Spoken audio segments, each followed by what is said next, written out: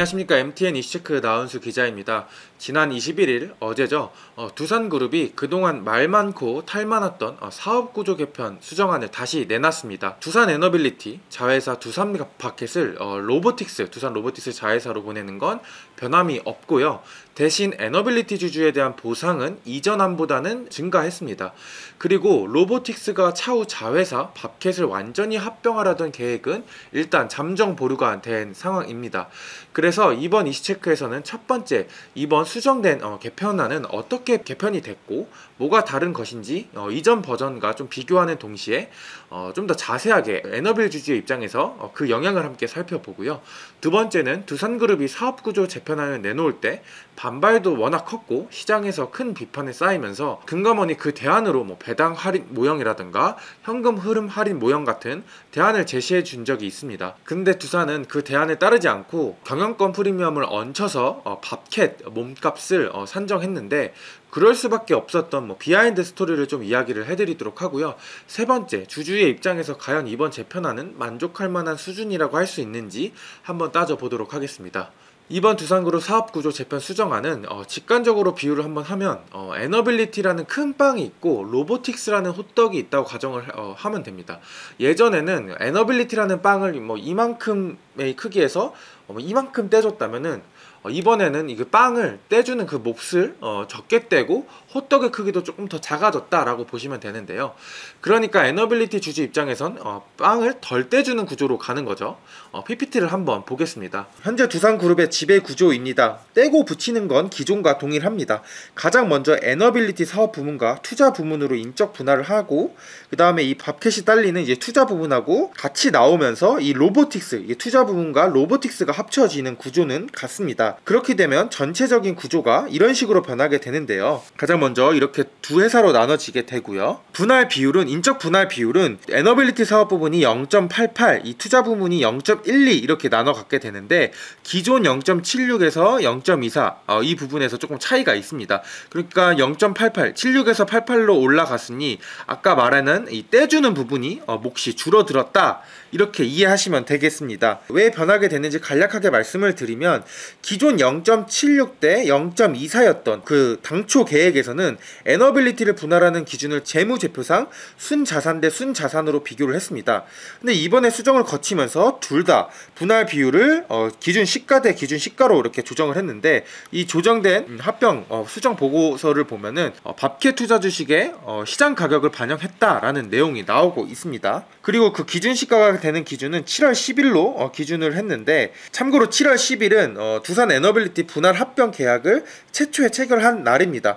보통 수정안을 내놓으면 수정안을 결정한 이사회를 기준으로 분할 비율을 재선정하는 경우들이 좀 있는데 이번에 두산이 7월 10일로 기준 시가를 이렇게 설정한 건 처음에 사업구조 개편을 내놓은 이후에 주가 변동성이 워낙 커지면서 그 이후의 주가로 비교하기는 다소 적절치 않다 이렇게 판단을 하고 그냥 당초에 7월 10일을 기준으로 기준 시가대로 이렇게 분할 비율을 정한 것으로 추정이 됩니다. 여기서 조금만 더 나아가서 이런 의문점을 가지고 있는 분들도 계실 겁니다.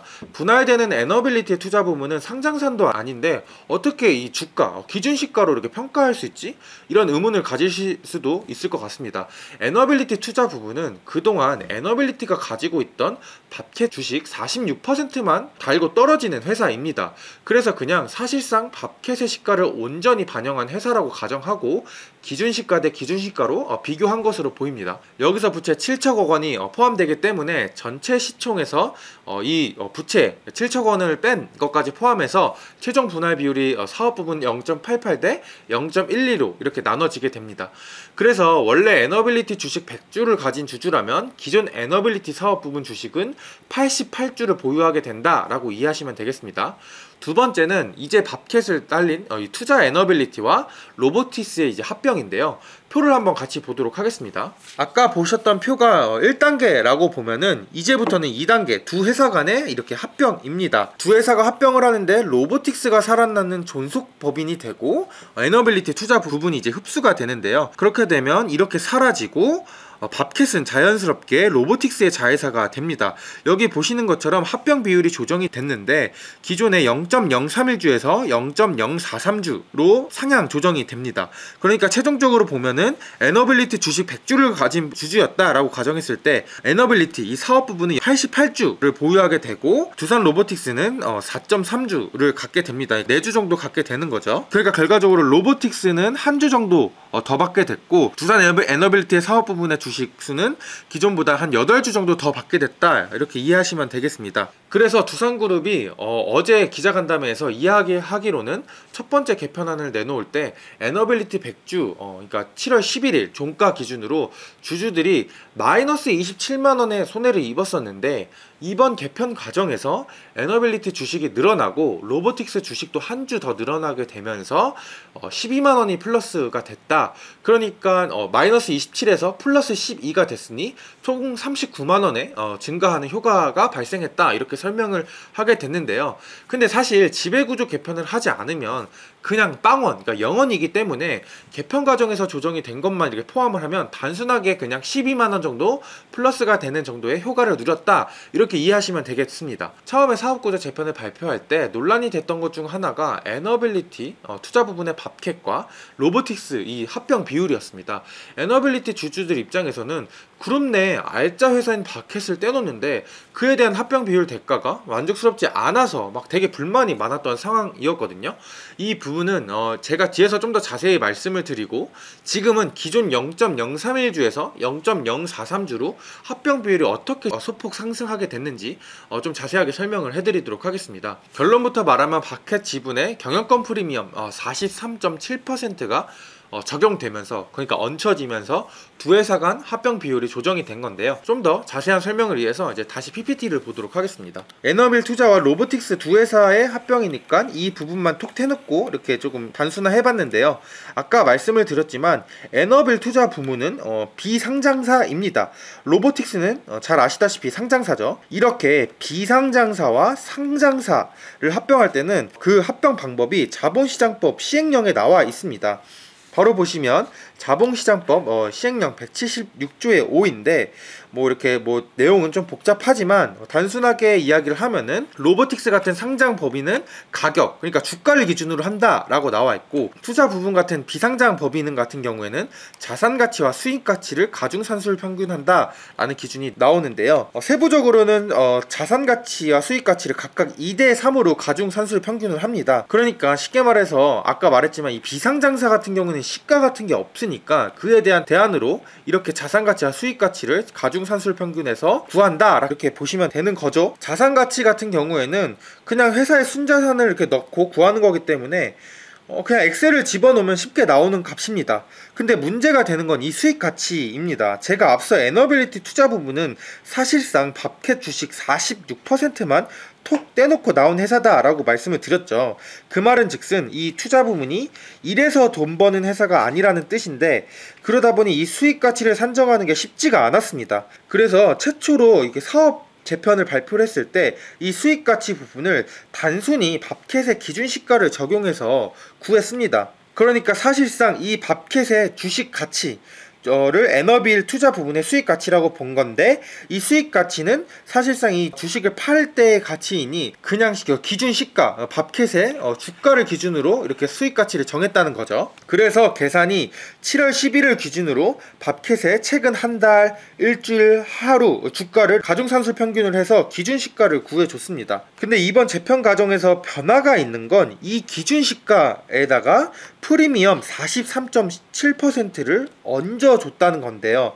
기존에는 이런 경영권 프리미엄 같은 게 없다 보니까 이 합병 비율이 조금보다 낮게 산정이 됐고, 이번에 반영을 해주면서 수익 가치가 늘어났고 결과적으로 이 투자 부분의 몸값이 높아지게 되면서 이 양사 간의 합병 비율이 이 투자 부분에게 조금 더 상승이 됐다. 0.031주에서 0.43주로 소폭 상승했다, 이렇게 이해하시면 되겠습니다. 처음에 금감원이 문제를 삼았던 것도 바로 이 수익 가치였습니다. 그래서 금감원이 이 수익 수익 가치를 시가 기준으로 하지 말고 미래에 받을 배당금을 이제 현재 가치로 환산한 배당 할인 모형으로 하거나 기업의 미래의 현금 흐름을 현재 가치로 환산한 현금 흐름 모형 같은 다른 방법으로 수익 가치를 이제 계산해라 이렇게 대안을 준 적이 있는데요. 금감원 입장에서는 약간의 압박을 한 거죠. 그런데 결과적으로는 두산은 이런 일종의 가이드라인을 택하지 않고 기존 방식에서 경영권 프리미엄 아까 말한 43.7%를 얹어주는 식으로 다시 산정을 했습니다. 어제 있었던 기자 간담회에서 금감원의 지시를 이행하지 못한 나름의 속사정을 이야기를 하긴 했습니다. 그러니까 좀 워딩을 옮겨서 말씀을 드리면 4개의 회계법인에 좀 배당 할인 모형이나 현금 흐름 할인으로 이제 수익 가치를 산정해 주세요 라고 부탁을 했는데 이 4개의 회계법인들이 모두 이거를 이 방식대로 하면 법적으로 문제가 나중에 발생할 수 있기 때문에 안 된다 이러면서 거절을 했다고 합니다. 그래서 어쩔 수 없이 이 시가 방식으로 수익 가치를 산정했다라는 게 이제 어제 기자 간담회 중에 일부 내용이었습니다. 근데 제가 조금 더 비하인드 스토리를 좀 들어보니 회계법인들이 굉장히 부담을 느꼈다는 후문입니다. 아까 간담회에서 말한 이 법적인 문제는 약간의 이제 표면적인 이유고 쉽게 말해서 금감원의 눈치를 보고 이제 회계법인이 거절을 했다는 건데요. 지금 이 두산그룹의 사업 재편 이슈는 금감원이 두 눈을 부릅뜨고 살펴보는 사안입니다.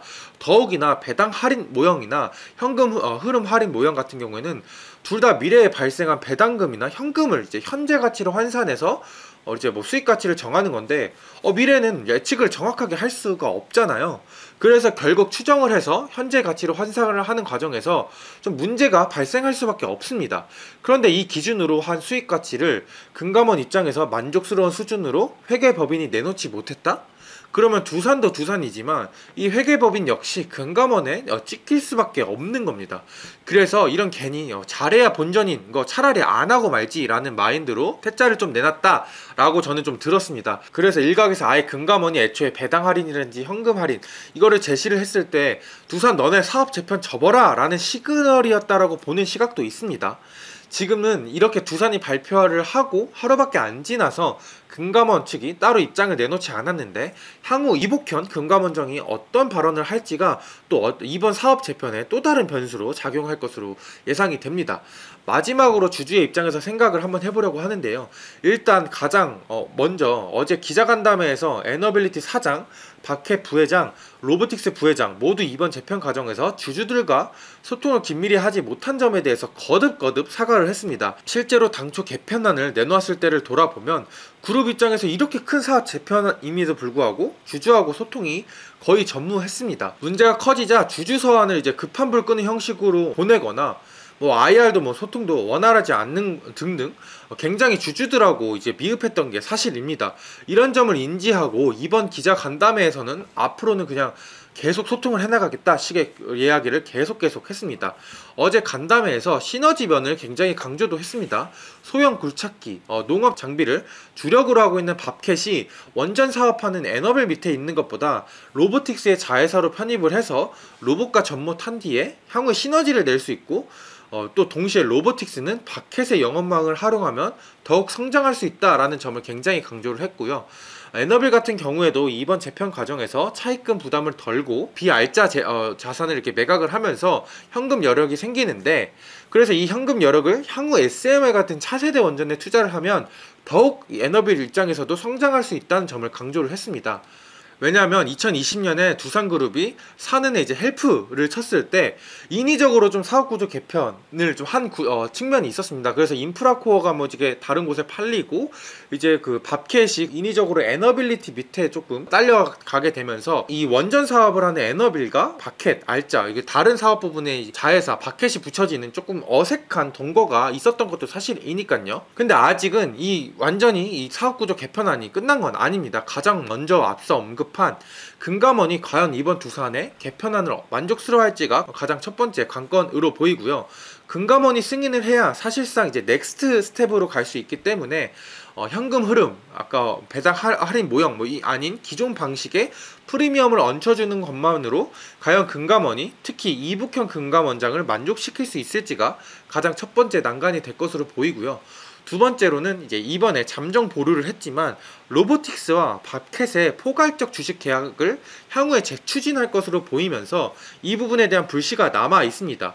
그러니까 이 포괄적 주식 계약은 아까 말한 이 로보틱스와 이 밥캣을 한 회사로 합친다라는 거죠. 이날 간담회에서 이거에 대해서 향후 1년 내 재추진은 안 하고 시장 상황을 살펴보고 다시 고려해보겠다 라는 이제 입장을 밝혔는데요. 그 말은 즉슨 언젠가는 재추진이 될 가능성도 있다는 겁니다. 이미 이렇게 시장에서 인식을 하고 있기 때문에 밥캣의 주가는 굉장히 계속 눌려있는 현상이 진행될 수밖에 없습니다.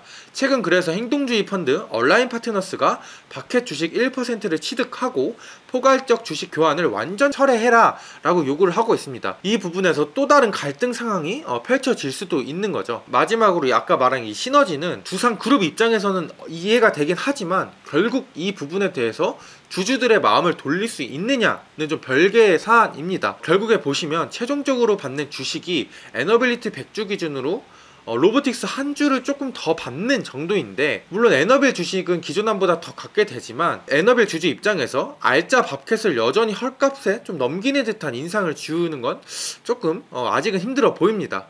부족한 게 사실인 거죠. 그래서 발표 이후에 이제 종토방을 들어가 보거나 기사들의 댓글을 보면은 민심이 아직은 좀 좋지 않아 보입니다. 네, 오늘은 두산의 수정된 사업구조 개편안에 대해서 조금 설명을 드렸습니다. 앞으로 좀 난관이 좀 많긴 합니다. 뭐 아까 말한 금감원도 있고 또 임시주총도 특별 결의를 통과해야 되기 때문에 과연 이 정족수뿐만 아니라 찬성표를 얻을 수 있는지가 관건으로 보이는데, 이에 대한 이슈도 나중에 저희 이슈체크에서도 따로 챙겨보도록 하겠습니다. 네, 제가 오늘 준비한 이슈체크는 여기까지고요. 지금까지 시청해주신 구독자 여러분들 감사합니다.